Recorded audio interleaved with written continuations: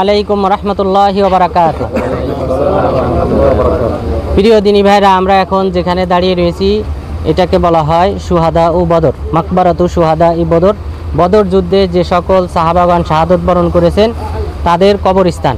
তো তাদের কবরস্থানটা হলো এই যে মূল এই সাইডটা, এই পুরাতন কবরস্থান হলো এই যে এই সাইড, এরপরে বৃদ্ধি করা হয়েছে এবং বড় একটা কবরস্থান। এটা সাধারণত সাহাবাদের কবর আলাদা করে রাখা হয় নাই, বরং এখানে সাধারণ মানুষদেরকেও কবরস্থ করা হয়। তো মূল পুরাতন কবর হলো এই যে এই আমার পিছনের যে অংশ, এই অংশটা। তো এখানে 14 জন সাহাবি, মোট 14 জন সাহাবিকে কবরস্থ করা হয়েছে, দাফন করা হয়েছে। তারা শাহাদত বরণ করেছিলেন এই বদর যুদ্ধে। এই বদর যুদ্ধে 14 জন শাহাদত বরণ করেন। তো তাদের মধ্যে উল্লেখযোগ্য একজন সাহাবি হলেন উমাইর ইবনুল হুমাম আল আনসারী রাদিয়াল্লাহু আনহু।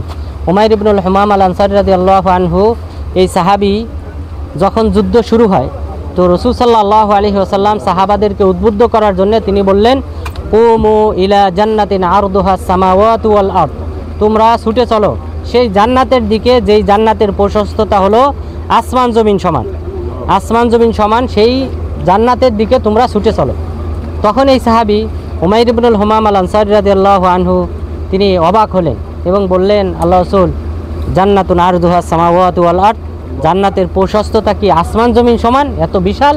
তিনি বললেন, হ্যাঁ, আসমান জমিন সমান। তখন তিনি বললেন, বাখিন বাখ, অর্থাৎ তিনি এটা আনন্দ প্রকাশের জন্যে যে আল্লাহ রাসূল এত বিশাল বড় একটা জান্নাত। তখন তিনি কি করলেন, যে ঘটনাটা ঘটালেন, তিনি খেজুর খেতেছিলেন। তখন তিনি বললেন, ইন্নী লাউ উহয়িতু হাত্তা আকুলা তামারাতি হাদিহি ফা ইন্নাহা হায়াতান তাবিলা, আমি যদি জীবিত থাকি এই খেজুর খাওয়া পর্যন্ত তাহলে এটা লম্বা সময়। এরপরে তিনি খেজুর ছুঁড়ে মেরে যুদ্ধে ঝাঁপিয়ে পড়লেন, অনেক কাফেরকে হত্যা করে তারপর তিনি সর্বশেষ শাহাদত বরণ করেন।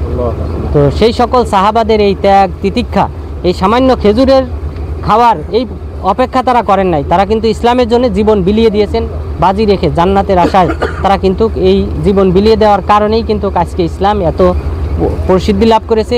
এত পৃথিবীর সব আনাচে কানাচে সব জায়গায় কিন্তু ইসলাম পৌঁছে গেছে।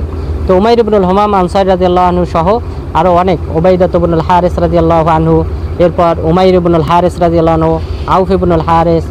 তো এইভাবে 14 জন সাহাবি শাহাদত বরণ করেন, যাদের তালিকায় যেখানে রয়েছে। তো এখন আমরা কবর জিয়ারতের যে দোয়া রয়েছে আমরা সেই দোয়াটা পাঠ করব। সবাই আমার সাথে সাথে পাঠ করবেন। আসসালামু আলাইকুম আহলাদ দিয়ারি মিনাল মুমিনিনা ওয়াল মুসলিমিন ওয়া ইন্না ইনশাআল্লাহু বিকুম লালাহিকুন।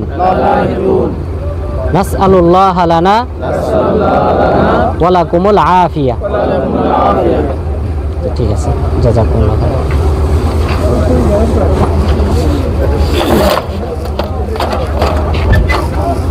আর নামের তালিকাটা